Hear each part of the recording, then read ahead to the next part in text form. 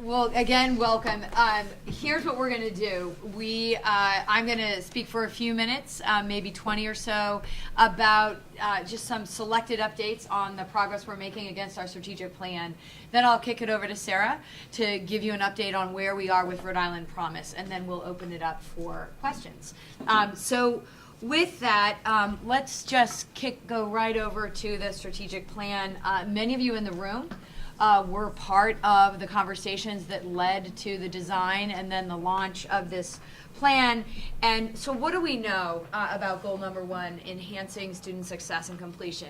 First thing we know, based on data both inside Rhode Island, inside our college, and then all over the United States, is that it actually does make a difference whether you complete your associate degree at the community college you begin at before transferring to a four-year school.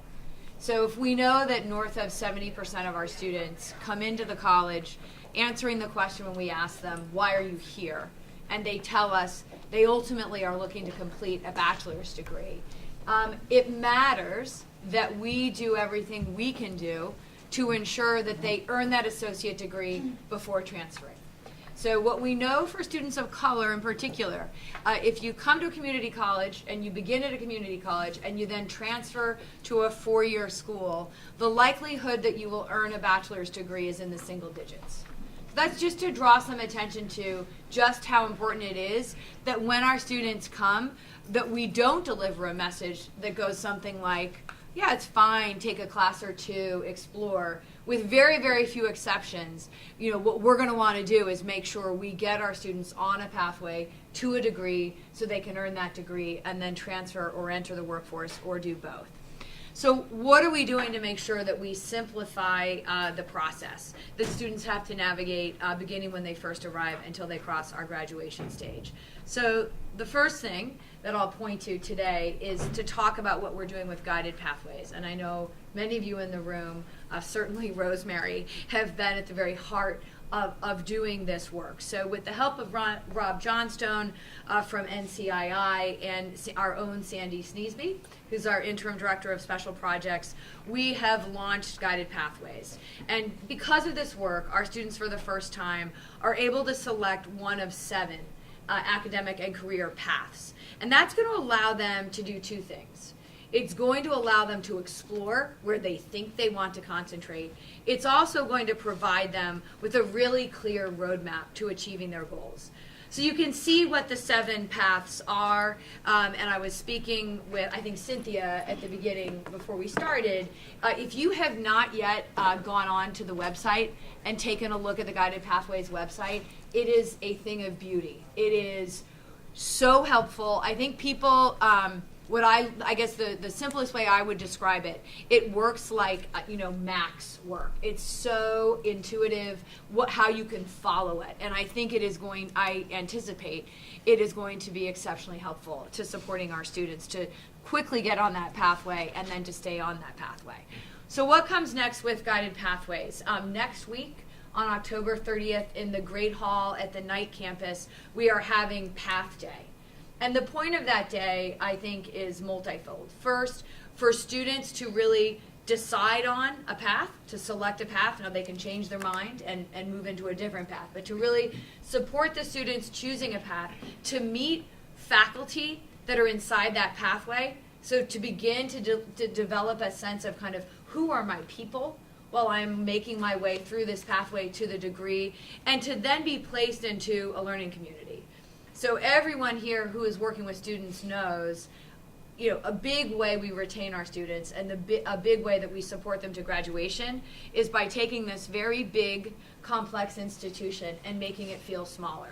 And we believe that one way we can make it feel smaller and more connected is this concept of a guided pathway.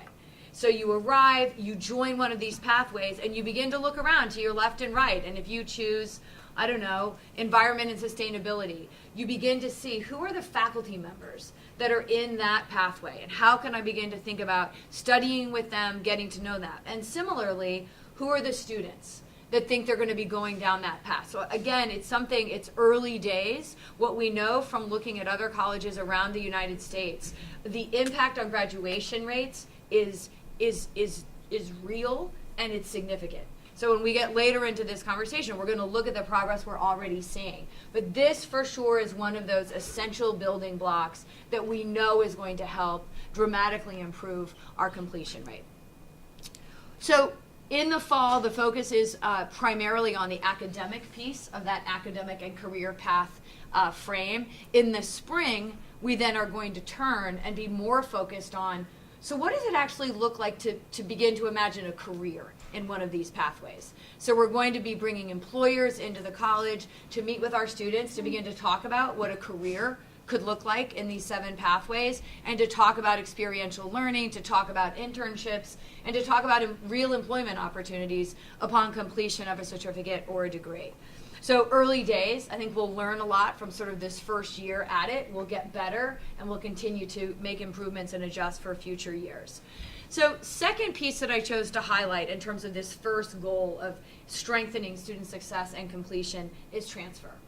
So I began by saying, look, north of 70% of our students come in, and when we ask the question, why are you here? They say, I'm here so that I can get my degree and transfer. So if those are our customers, boy, do we want to be listening to them. And those of you who have been at the college much longer than I have, and who have worked with students around this transfer sort of conversation, nod your head if you agree. It is sort of my perception that historically our sister schools, Rhode Island College and URI, have not been as supportive as we need them to be in order to design a really clear pathway. And why does that matter? Because when it takes more time, it takes more money. And our students can't afford to have that be true. So a couple of things have happened, I think, to really unlock some of the roadblocks that were impeding that kind of healthy relationship. The first is the legislature passed a policy. And when they do that, we are then required to comply. And in this case, our college has long been, this is something we've been hungry for. It was an important incentive for Rhode Island College and URI to actually work with us to design effective pathways. I think the second thing that has happened is we have in Rosemary a product of all 3 institutions, right? All 3 institutions. I'll never forget meeting with Speaker Mattiello 90 days into my presidency, and Rosemary being able to talk to the speaker about her lived experience at all 3 of our state's public institutions. So the thing about Dr. Costigan and her team, I regard them as pragmatists. They are not focused on what was done in the past. They're focused on designing solutions now and turning the page and believing that if you can sit down at a table with our friends from RIC and URI, you're going to build something terrific. And I can honestly tell you that is what has happened. And I think we're probably all looking for reasons to be optimistic today in this sort of national culture we are living in. The transfer work that's being done at CCRI with RIC and URI is a reason to feel genuine optimism.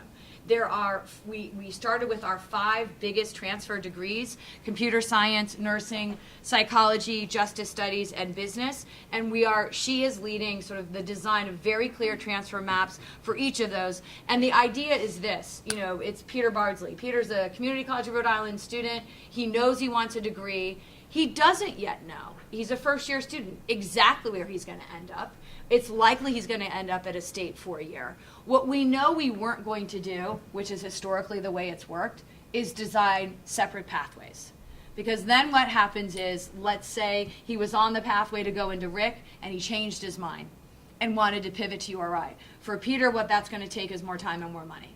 So I think one thing we've been very thoughtful about and very emphatic about is it's one pathway. So we are going to feed both schools. I'm sure you know that the majority of our transfer students do transfer to Rhode Island College. We anticipate that will continue to be true, and we need to design a pathway that goes to both institutions. What else? We're going to have a summit by the end of this year with all 3 schools in order to formalize those agreements.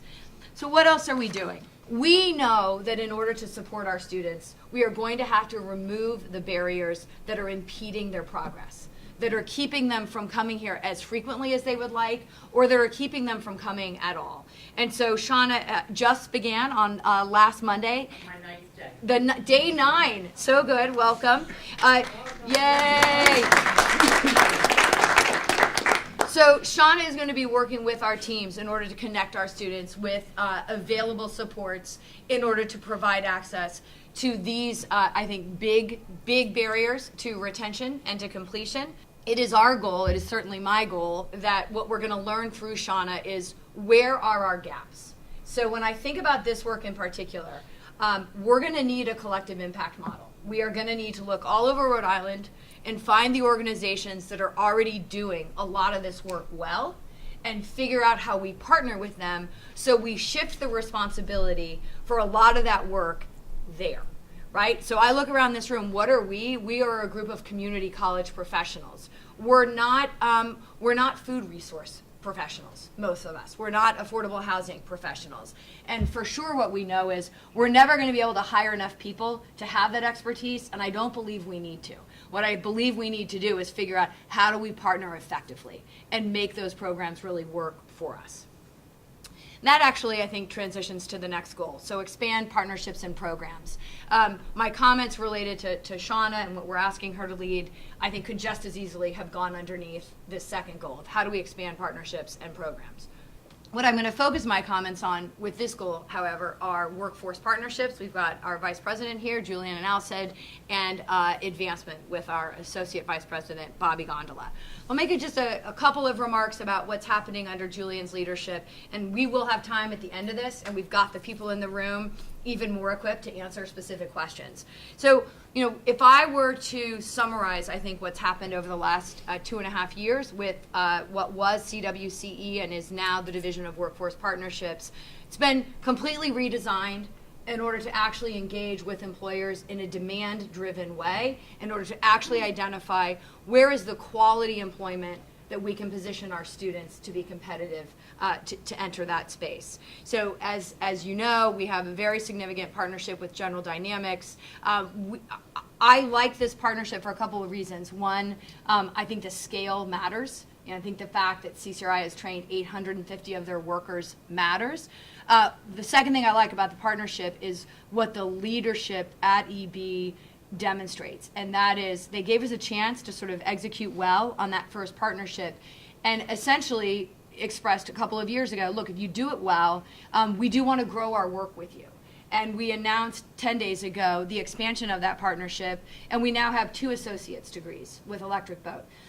It's a 3-year apprentice program, so it's federally funded, and what it means for incumbent Electric Boat workers, they are going to be able to advance within Electric Boat, increase their earnings, really get on to a career pathway. One is, and this is, I'm simplifying, ask Julian for the specialized questions. One is more of a sort of technical expertise track. The other is a management track. Each one of them comes with one of our associate degrees, all of which is being paid for by this new partnership. So I was in the room when we greeted those apprentices 10 days ago at the Knight campus. This is the kind of work I think we need to be doing more of. Quickly. With CVS, we've launched a farm tech training, lifespan CNA training with the belief that I know Rosemary and I share. The goal cannot be CNA training. That can be the first step. So for underemployed or unemployed Rhode Islanders, it's a first job and it is a job, but we are going to build a pathway up and out. We've got a process technician training, again, down in Westerly with Amgen and Pfizer and 8 other companies. And then finally, data literacy. So I know this is true with Jamie and with Julian and certainly with me. I don't talk to any employer now, and this is different from what was true 5 years ago, who isn't saying that one of their greatest pain points with talent is data literacy. And I think what we've realized is, there is data visualization and data analytics that may require highly specialized training and an advanced degree. And you know what else there is? Just solid technical skill about how you actually work with data analytics effectively. And that's the space we're going to enter, and we're getting in there right now for the first time this fall. I'm anxious to see what we learn from that and then how we can take those learnings to other companies and scale it quickly. So I'll move now to the final goal. Yes. Sorry, Bobby, I won't skip you. Move now to advancement. As many of you know, Bobby joined us over the summer with a very simple goal. And simple goals aren't always easy, but it is a simple goal, and it has 2 parts. The first is to raise a whole lot more money right away, to be invested in the college right away. And the second part of that is to dramatically increase our endowment right away. So I was at a meeting this morning where it was a board meeting, and I asked people to speculate on the size of our endowment. So if you know the answer and you've been to another town hall, don't, is it really? Oh, well, that's better news than what I've been saying. Okay, who knows how big the endowment is? Anybody want to guess? So if you think about the fact that our annual operating budget is about $115 million, what do you think our endowment is? Okay, so Bobby just signaled to me. It's just under $5 million. So our goal in the next 5 years, I want to get it to $25 million. And when you do that, then you can begin spending some of that money on an annual basis. So that's the goal. One of the things we have said about right away is to think about the trustees on our board and how the trustees reflect what the needs of the college are and reflect who the college is today. So as a result, very recently, we have named Kim Lee, who formerly was the general counsel for GTech and is now IGT's head of diversity. We have asked the head of electric boats, global head of HR and administration has joined, Beacon Mutual's head of HR, and one of the things I've learned over the years, HR people, senior HR people are who you want, because they are the ones that actually understand what are the training needs, and they are the ones that can open doors so that we can get many more of our students and graduates into those companies. And then finally, an observation we had was the importance of having the student voice at that table and having recent graduate voices at that table. So as a result, we have Mariella Lucage, who many of you know. She was our Newport campus president and our graduation speaker last spring, is a new member. And we actually have a current student. We have Leo Cepeda, who is a nursing student on the board. And our goal is that board is going to do better work when the board genuinely understands more about the student experience at the college. When I think about what we're looking for that board to do, it's threefold. The first is, if you work at this college, you understand what the talent is of our students. I think we need to continue to tell that story all over Rhode Island and to continue to make sure that the perception of the college is really positive and really strong. So perception, really being ambassadors for the college. The second goes to the second goal, helping us build partnerships and programs. So build more employer partnerships, build more community-based partnerships. And then finally, so we've got 3 Ps, the perception, the partnerships, and then the soft P of philanthropy. We need to raise a lot more money right now, and we will be looking to the board to help us do that quickly. When it comes to fundraising, I think some of you know, in the last 2.5 years, we have secured the 2 biggest gifts in the college's history. So prior to 2016, the largest private gift was $100,000. We have secured one $500,000 gift and one $650,000 gift. What matters with those is you begin to be able to use them as demonstration projects to inspire other people to buy in and to believe that if you fund the college at that level, we will make very good use of your money. So early days, I think there's a lot of potential here, and look forward to coming back to sharing the progress that Bobby and his team will lead. Let me move now to the third goal, strengthen institutional effectiveness. I'm going to focus on just one important part of this work, and that really is around culture. How do we build a culture at the college where everyone, every student, every staff member, every faculty member feels supported and feels that there is a place here for them to stay and to grow? I believe that our work on culture deeply impacts our ability to be a truly effective institution. And when I think about culture, I think about our values. I think about how it feels to work here, and I think about how it feels to be a student here. I have asked, and is she here? Interim AVP for Equity and Human Resources, Elizabeth Canning. She has been working with a task force, some of you are on that task force, to represent all areas of the college in order to begin to do this work to shape our culture. It is that task force that has drafted these operating principles. Many of you saw it if you were with us on opening day, and they're here again. If you have not already stopped by the culture table, I saw it again when I arrived. Please do so after our discussion. Can you put your hand up if you are a member of that task force so that you can take questions? So if you have questions about that work now or going forward, please see the folks that are here who can really engage in a conversation about what's been done and what we're looking to do. So what do we know now? I believe we know now that to be a truly great college, we must promote a diverse, inclusive, and equitable education environment. And what do we know about our statistics today? We know that we have a very diverse student body, right? 56% of our students are white, the remainder are non-white. And then when we look at our staff and faculty, it looks different. 86% of our faculty and staff are white, and the rest are non-white. So we are engaging in, I think, work that is going to take time, but we must change the way those ratios look today. And so what is our chief focus within HR, and what will we be coming back and talking to you all going forward over the next 6 months and the next year? You know, I think of it as the life cycle of an employee, and it actually starts long before someone walks in for their first day of work. It starts when we think about a job that we believe we need, how we think about that job description, and how we think about what does the pipeline look like that we've had our eye on, that we've been engaging with long before the time ever goes to post the job. So that is work that is relational. It requires really investing time and resources into, so that when we have a role, we know how to reach out into those networks in order to effectively develop a very diverse pipeline of talent. The second is, once our people come here, holding on to you.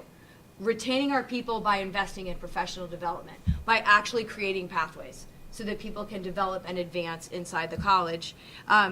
You know, what do I believe to be true? I believe as we begin to make progress in this area, that reputation for being an institution that does value this and that invests in it will begin to improve our ability to really recruit the kind of people we want to bring in and hold on to them.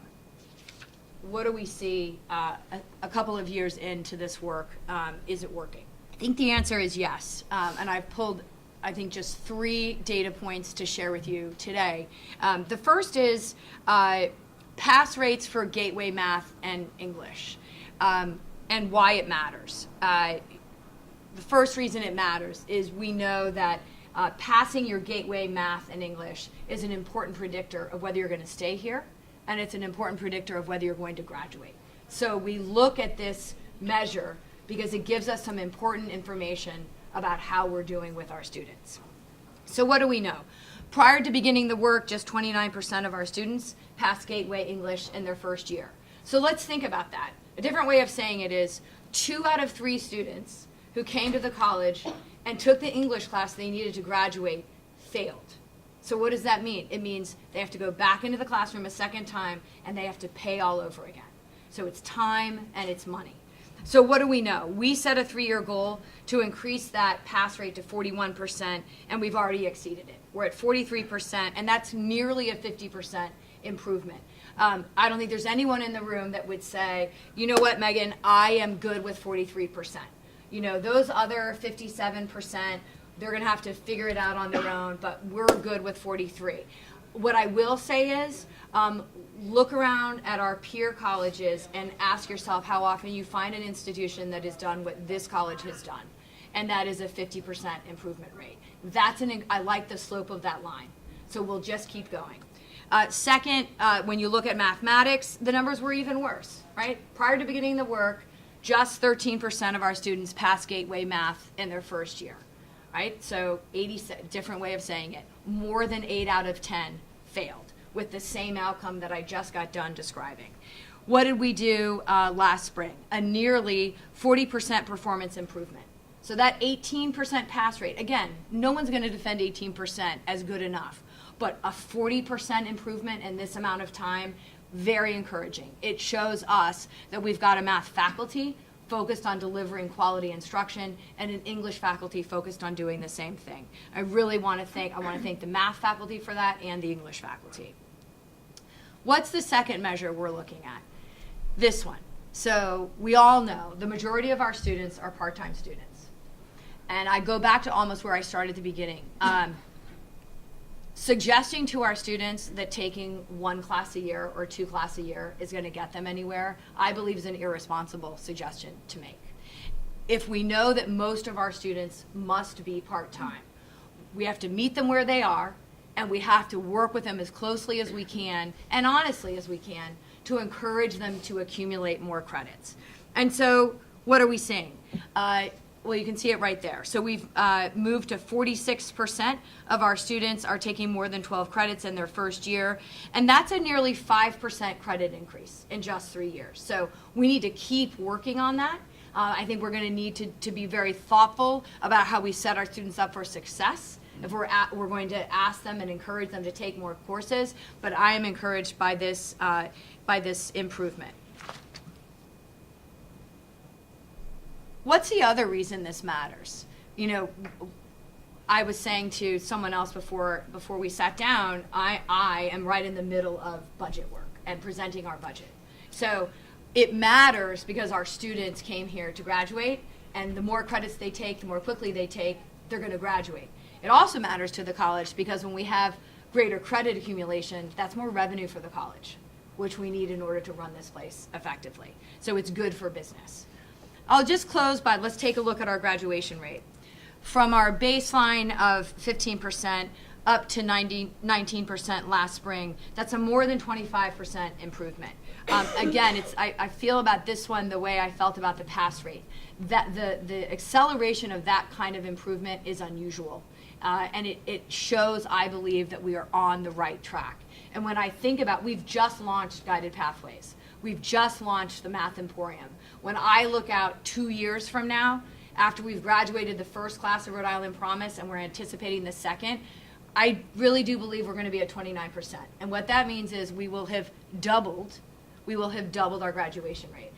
When we do that, and with respect to the IR people who were in the last meeting, we will have the highest graduation rate in New England. So we won't just be the biggest, we will have the best 3-year graduation rate in New England. I'm told there's one school that graduates 30 students or something that may be above 29. So it'll take us a year or two to catch up to them. But that, everyone in this room should be proud of the 19, and I believe we will get to the 29, and then we will just keep going. So I guess what I want to close with before I turn it over to Sarah to talk about Promise is it's been a lot of work. There has been a lot asked of everyone in this room and of your teammates who are not here. There's been a lot asked of our students. And I simply want to say thank you. You know, one of the most rewarding parts of my job is getting to talk to people around Rhode Island about the work that you all are doing every day and to watch their respect for this college just grow in lifetime. So thank you for giving me the ability to tell those stories. I really appreciate everyone coming this afternoon. I will move it over to Sarah, and then we will take some questions. So thank you.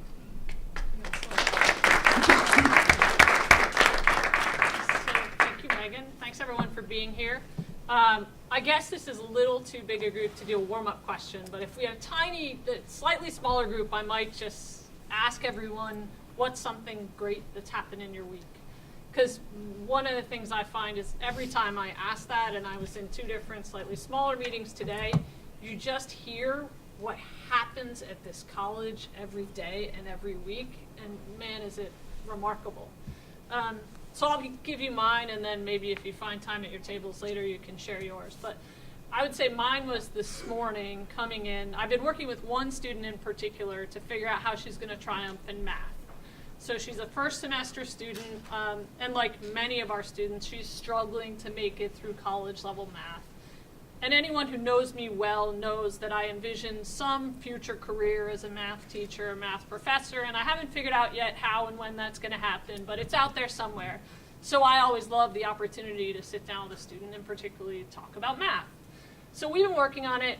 She had her midterm last week, earlier this week, and it really didn't go well. Disaster. She failed. She got a 50-something. So we had a talk yesterday about sort of triumph in the face of adversity and the fact that there's still half a semester to go, and it's like being down at the half. You just dig deep and you press on. And she said, yeah, and you could sort of see the tears in her eyes, and she was like, I kind of get this, and I also feel super discouraged. But you could tell it was that mix of I'm discouraged, but I'm taking it in. So she came in this morning and she said, yeah, I still went home discouraged, but then I was thinking about it and I was talking to my parents and I was saying, I don't want to fail. And my dad offered to spend a couple minutes just kind of like looking at what I'm doing in math. And suddenly it clicked. She's like, I get it. I get truth tables. And I said, that's what we're talking about. We said, like, at some point, truth tables are just going to click. And so it took a few more days for it to click. But it was just that combination of seeing, one, kind of the effort she was putting in, and seeing that she was still at it. And knowing that that's one of 20,000 students who we see in a year who are just getting up and coming in here despite everything, despite challenging classes and busy lives and you name it. It was just a good start to the day. So with that, that was my somewhat long-winded, only one answer warm-up question. But Rhode Island Promise. So there's an enormous amount of interest in Rhode Island Promise, and I'm going to do my best as someone who's lived in the weeds of this program and the data to unpack a tiny bit of it in the next 10 or 20 minutes. And then I welcome as many more questions as people want to bring over time. Before I get into any bit of data, I want to say a couple things that I believe with certainty to be true about this program, having really kind of lived it for a year. And the first one is, it's working. It's a really great thing for our students, for this college, and for this state. And I name it that plainly because I will admit I've been surprised that as the early data has come forward, not everyone has sort of believed that, I think, or trusted that, or seen that at first pass. And boy, do I want to say as clearly and explicitly as I can, this program is a really good thing for CCRI and our students in Rhode Island. And I'm going to give you a little bit more about why I say that with such certainty, and then we'll go from there. I guess the second thing I would say, and I think you all have seen this and lived this alongside our students probably more than I have, but that is, I think the reason it works is because we're just telling our students, not one person, not a one-on-one conversation, but in a really big way, we believe in you. And man, our young people deserve that in this state. And if we can say that across the board, across thousands of young people, that does start to change the tone. It does start to build a culture inside our high schools where students are saying, there's opportunity here. There's a reason to keep working. There's a reason to keep pushing. There's a reason to take that harder math class my senior year. I can go to college. And so I don't want us to ever underestimate what that means. I'm not going to pretend this is a perfect public policy and we could have an extended conversation about the ways in which we would love to see it shift. But boy, does it mean something that Rhode Island has taken what I see as a big first step in telling our young people that we believe in them. First piece, so just for folks who haven't been here as long, like Shauna, who's been here for 9 days, I'll just share a little bit of the history and what is this policy. The policy is a last dollar scholarship for students who are first-time, full-time Rhode Islanders coming straight out of high school or a GED program. And when I say straight out, that matters because you have to come the semester immediately following your high school graduation. You can't go to Rick for a semester and say, oh, I didn't like it, it seemed too expensive, I want to come to CCRI in January. Or, oh, I thought I'd rather work and now I'm ready for college, can I have that promise thing? So really important to understand that it's to encourage students to continue their education in a really seamless, nonstop fashion. So what's exciting is, did it do its first job as a public policy? Did it bring more students into the system? And the answer is an emphatic yes. If I roll back the clock to folks, I look at Crystal and people who work at the front lines, the summer of 2017 was wild.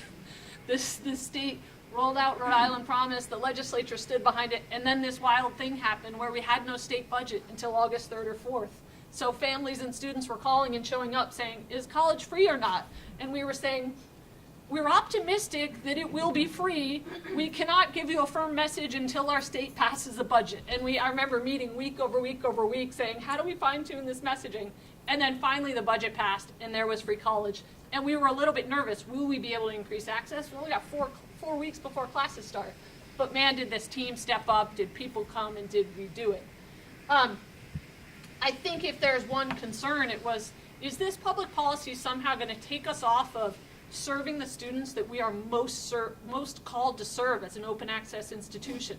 Low-income students, students of color, students who historically in the state have not had the same access to opportunity. So we thought, boy, we hope this doesn't somehow shift our demographics. We hope it brings the students who we want to be in the system.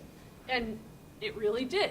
So we saw a 43% increase overall in that population, but a 54% increase in low-income Pell-funded students and a 62% increase in students of color. So I think the first question is, did it open the door wider for Rhode Island's young people? Absolutely yes. Did it open the door wider for students who we really want to have access to higher education? Yes. So from there, we know it's not good enough to just have students coming here. We have to have students staying here and succeeding. So beyond simply increasing access, we look at, well, who stuck around from the first year to the second year? Sort of common measure of success in higher ed is fall-to-fall retention. We feel really good about where we landed after 1 year at 62.4. Actually, it's up to 63%, but one student somehow came back a few weeks into the semester, some complexity, didn't get those course ad forms in. So technically, IR has told me I have to say 62%. In my mind, I tell myself it's sort of 63. But anyway, it's a good number. It's right in line with our historical fall-to-fall retention rates. And it beats Tennessee. Not to be competitive, but Tennessee is the leading statewide promise program in the country. And they have a lower bar. So one of the challenges, back to what we might think about editing or tweaking a little in the public policy, is it's a really high bar to get that second year award. You got to get 30 credits and a 2.5 GPA. Now, folks who've been around here for a while or been in any higher ed institution know, man, that first year can be rough. It's entry into a whole new world, and it's not necessarily the year where you're going to have your highest GPA or your greatest success, and 30 credits is tricky. So we feel great that despite having one of the highest bars of a promise program in the country, 62% of our students came back. But again, it's not good enough to just come, and it's still not good enough to just come back. You got to be back and on track. And so the next step is, how are students doing? And I think there are a whole lot of ways to look at that, and I don't want to reduce this to a simple message that is, we've got a laser-like focus on two-year graduation rates. That would be irresponsible as a community college. We know that we're going to have plenty of students who need to be here for more time than that to successfully complete their goal. We also know that if you set expectations high, you know what's true of human beings, and particularly human beings who've opted in to do something, they can rise to the challenge. So what we've seen is that as we raise the bar and we raise the expectation for our students are achieving more than ever before. So if we think about two-year graduation rates, not because it's necessarily the proxy we would choose or the measure we would be most focused on, but because we have to show progress on this to show our state that we are really making the most of these dollars and we are taking the general public schools seriously. The best measure of a student being on track to graduate in 2 years is whether or not they earn 30 college-level credits in their first year. 60 college-level credits gets you an associate degree. If you got 30 of those after 1 year, odds are you're tracking in the right direction. Now, historically, this is not a measure where we have done particularly well as an institution. We were at 6%. There are years where we've been at 4% and 5%. When you compare that to the national average, which is still not a particularly high number, we were half the national average, and that's the fall 2016 comparison cohort. 1 year later, with our first class of Rhode Island Promise students, we've gone to 22%. So we've gone from half the national average to nearly double the national average. Now, if we were presenting this data in a room full of community college leaders around the country, it would be a jaw-dropping moment. I mean, I think we need to pause and just be proud of this college and proud of our students. This doesn't come along very often, and I am really confident, sort of just seeing what's going on, seeing the way that we're firing on all cylinders as an institution, seeing the way that our students are stepping up, that this is just the beginning. Because this is, one, a number I think we're going to continue to see progress on, and two, these are just the folks on track to graduate in 2 years. This is the 2.5 year, and the 3 year, and the 3.5 year. And when you look at how this cohort is doing, we're going to have some pretty exciting commencements. Geraldine and I have been, sitting down planning for May, and it's pretty fun to envision that party and to think about. We've always had young people who come into this institution straight out of high school, and you go to an orientation, and Joanne Galliano stands up and she says, "Who wants to graduate in 2 years?" And every single hand in the room comes up. So we've always had students and families that aspire to this, and we're going to start doing it. And then next year, we're going to have 2-year graduates from the second promise group, and we're going to have 3-year graduates from the first promise group, and we're going to have some real human stories to celebrate. So that's real. Where do we go from here? Commencement. So it's going to be great. I think, I shouldn't say conservatively because it's still a reasonably aggressive goal, but I really do think we're going to have 3 times the 2-year graduation rate come this May. And if anyone saw my day-to-day existence right now, you'd laugh because I tend to be pretty goal-oriented, and I will admit that I have a binder with 507 degree evaluations in it on my desk, and every day I look through 10 of them, and I send Lisa Malozzi emails saying, how about a substitute on this one in the JAA plan? And hey, Bob, this student might be in the wrong major. They're taking 4 laws classes, yet they're signed up for JAA computer science. Or how about this student? This student still has two foreign languages required. Might they be a CLEP?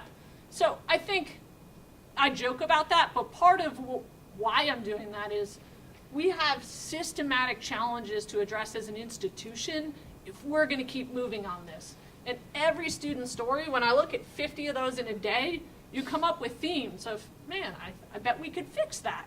I bet our really long STEM math pathway could be shortened, right? Right now it looks like this: college algebra, college trig, pre-calc, calc, and then if you want to be an engineer, just to be clear, your first years are supposed to include Calc 1, Calc 2, and Calc 3. So most colleges don't have trigonometry as a breakout course.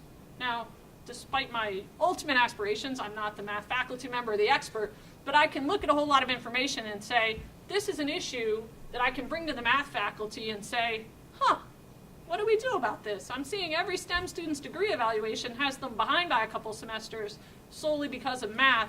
How do we tackle that? And I think the more we dig into these systematic issues, the more we're going to see students thriving. And I think that's why we're all here. So, and it's getting big. The second cohort, I'm working on finalizing that number this week with financial aid and enrollment management. We're looking at nearly 2,300 students who are here this fall as Rhode Island Promise Scholars as part of that next cohort. It is huge. And here's why.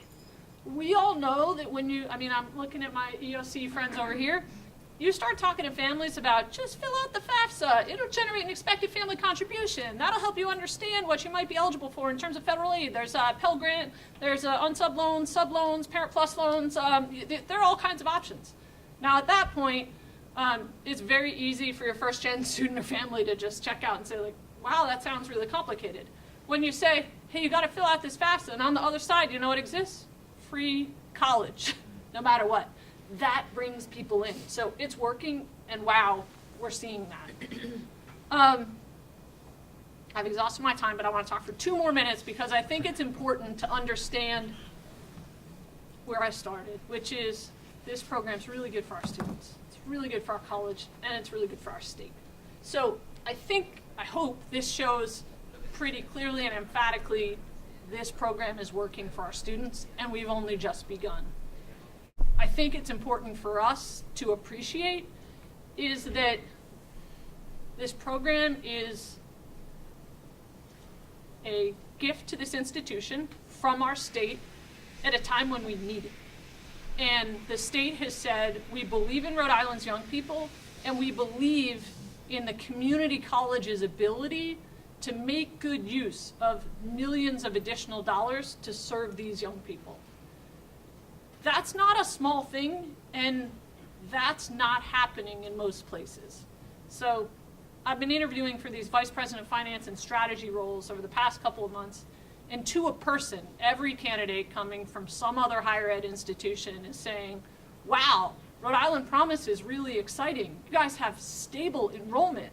We're dying over here. We're cutting millions of dollars from our budget. We projected that we'd be down 3%, and we're down 12%. That's real, and that's going on at most community colleges in this country. So for us to have this program just handed to us by our state, saying, CCRI, we believe in you, we believe in your students, and we want to support that, is huge.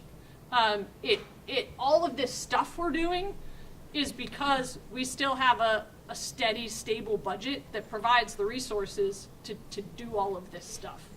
So it's good for our students. It's keeping our college in a position of strength.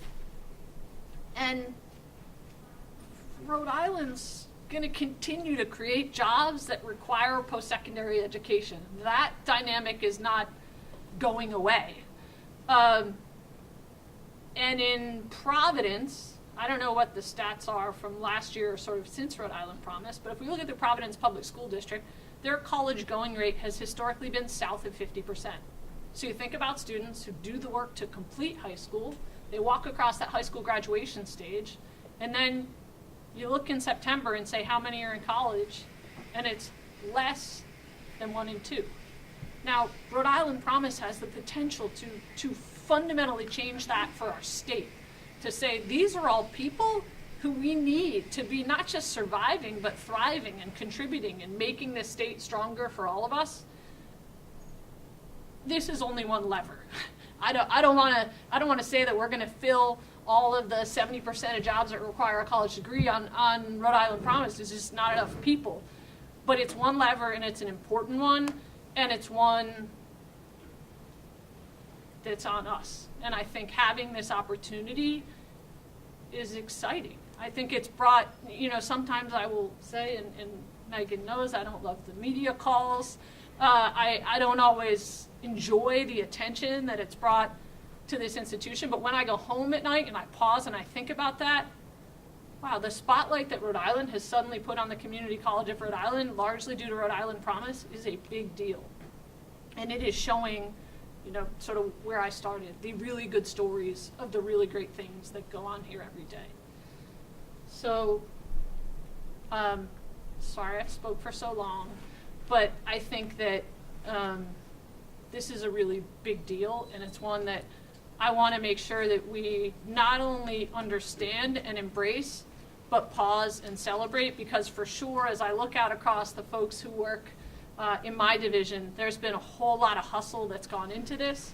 Like anything that comes down the pike fast, it's required building, flexibility, agility, figuring things out, solving the inevitable problems, and it's working. So let's just keep going. Thank you so much. All right. Thank you. So there's lots of people in the room who can help with questions. Who has some questions, either about the strategic plan and the progress, or Rhode Island Promise? Or if you have a question that relates to something that one of the folks in the room can answer, please bring the question. Who wants to start? Please. In one of your slides, you had mentioned about helping outreach for daycare and items like that. We have daycares located in CCRI. Are they going to be more geared towards being there for our students instead of outside students? So I think, great question. And I think when I talked about the work that Sean has come in to help us lead, that concept of collective impact, I don't anticipate that we will grow our sort of bringing into the college things like childcare. What I anticipate we will be doing is working across the state to connect our students with providers that can provide that service. Other questions? I work with high school students. My question to the pathway track, is it going to be like part of the application, like to make sure like when we sign up students, they're already they have to pick one? Yeah, so we're just in the weeds. I wish Bordy or someone from admissions was here. So IT and admissions are coming together right now to say, how do you take every student who's in general studies and have them pick one of those paths at the outset? So starting, I wish I knew whether it was 2 weeks away or 4 weeks away, but that's being built into the application process right now. And admissions is catching up with sort of having materials so that when they're going out to high schools, they're sharing some sense of the path. So I think we'll have a good bit of that this year with our outreach to high schools and even more next year.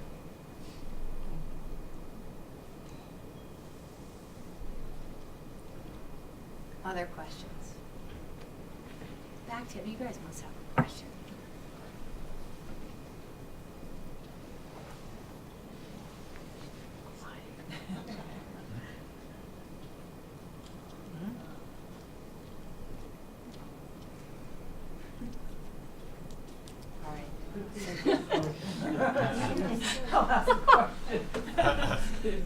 Is there any plan in the future to provide some new furniture for our campus, clean our building up a little bit more, make it a little bit more inviting? We're so glad you asked. So this was a selection, and it wasn't even, it was a selection designed to show sort of where are we with student success. We've got Alix here, we've got Ken here, we've got Dave here. I think many of you know we've been working with Goody Clancy over the last 9 months or so. That is our master facilities consulting firm. I think they are the best consulting group we've brought into the college since I've been at the college. I'm so pleased with the quality of their work. The shortest answer to your question is the following. The way capital is expended in the higher ed system in Rhode Island is through a 5-year rolling budget. When I arrived in February 1st of 2016, I inherited that plan from previous leadership. What we have done through our engagement with Goody Clancy and through listening to people at this campus is recognize we need to put Providence to the front of the line and make some investments right away. I began that conversation with the council over the summer. I have continued that conversation inside the State House this fall. And we will be working with Goody Clancy to do what can be done right away, quickly, right? So what's the low-hanging fruit? And I think you gave great examples. I mean, furniture, right? That doesn't require getting building permits. It does require, working through the state for purchasing agreements and things like that. But the short answer, Cynthia, is we believe Providence requires some investment, and it is our plan to reallocate the money that had been sort of distributed across all 4 campuses and put a greater amount right here in Providence. Do you mind if I add to that? Sure. Okay. I just wanted to add, right before we came in, I was meeting with Ken and Dave about that very question and talking about getting an architect on board so we could really focus on it immediately. And so we talked about furniture, we talked about painting, we talked about carpeting, and a lot of other ideas that these guys had. So Goody Clancy will be on campus. I don't know the exact date yet in November. That's certainly one way to communicate kind of where we should start and what we should focus on. But I know Dave's here a lot. I know Ken's here a lot. Please just bring your ideas to us because we want to get going right away. We're really excited. Well, we're talking about Providence. One, I would like flowers. I mean, you go to Warwick and there's those beautiful flowers up the walkway. It would be really nice to have flowers here. And secondly, there's that beautiful grass patch walking to the faculty area. Could we get a portable that could be a faculty staff break room? Because it would be nice if we could just escape and have somewhere to go, because we have nowhere to go in this building. Mm-hmm. So I really would encourage you, Sherry, Cynthia, everybody here, join the conversation. And Alix will make sure there's very clear messaging sent out so folks can come to a table and talk about ideas like that we can move forward. Others? All right, that was a good one, Cynthia. Thank you very much. So if folks have questions they'd rather just sort of bring to us directly, please do that. Thank you all for coming on a sunny Thursday for the conversation. Appreciate it. Thank you.